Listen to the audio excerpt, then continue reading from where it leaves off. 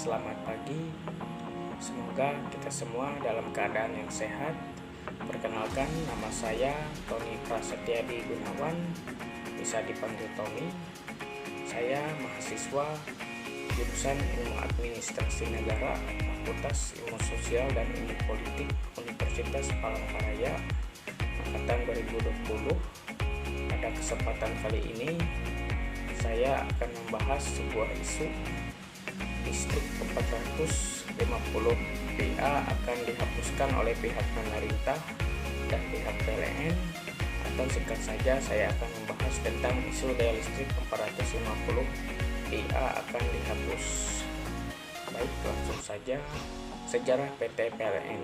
PT PLN adalah sebuah badan usaha milik negara yang bertugas memberikan pelayanan terhadap pelanggan dan masyarakat dalam hal penyediaan serta penyaluran tenaga listrik di Indonesia.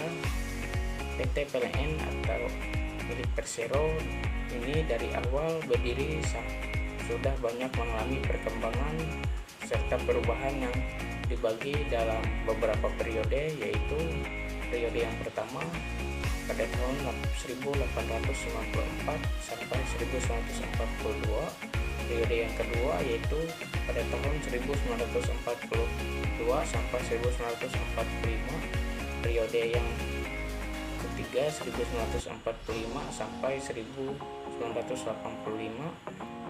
periode yang keempat yaitu 1985 sampai 1990, dan 1990 sampai sekarang. Menurut Pratama Raharja tahun 2015, peminatan adalah keinginan konsumen membeli suatu barang pada berbagai tingkat harga selama periode tertentu. Tingkat harga suatu barang dan peminatan memiliki hubungan positif, di mana di saat harga naik maka permintaan terhadap barang tersebut akan naik. Menanggapi isu daya listrik 450 VA akan dihapuskan oleh pihak PLN, itu dari sisi lain dapat dikatakan monopoli yang dilakukan oleh pihak PLN. Contoh kasus monopoli yang dilakukan PLN pada beberapa tahun yang lalu yaitu krisis listrik memuncak pada saat PLN memberlakukan pemadaman listrik secara bergiliran di beberapa wilayah termasuk Jakarta dan sekitarnya selama periode 15 sampai 25 Juli 2008. Hal ini dapat diperparah oleh pengalihan jam operasional kerja industri ke hari Sabtu dan Minggu sekali sebulan. Semua industri di Jawa dan Bali wajib menanti, dan sanksi bakal dikenakan bagi industri yang membandel dengan alasan klasik. PLN berdalih pemadaman dilakukan akibat daya listrik yang semakin parah karena adanya gangguan pasokan batu bara. Pembangkit utama sistem kelistrikan Jawa dan Bali yaitu di Pembangkit Tanjung Jati, Paiton Unit 1 dan 2 serta Cilacap. Namun di saat yang bersamaan terjadi juga permasalahan serupa untuk pembangkit berbahan minyak BBM PLT Gamura, Tabar dan Plate GU Murakarang. Di atas merupakan salah satu contoh kasus monopoli yang dilakukan oleh pihak PLN, sehingga menurut saya peran yang harus dilakukan oleh pemerintah terhadap monopoli yang dilakukan pihak PLN yaitu membatasi ruang gerak monopoli dengan adanya campur tangan pemerintah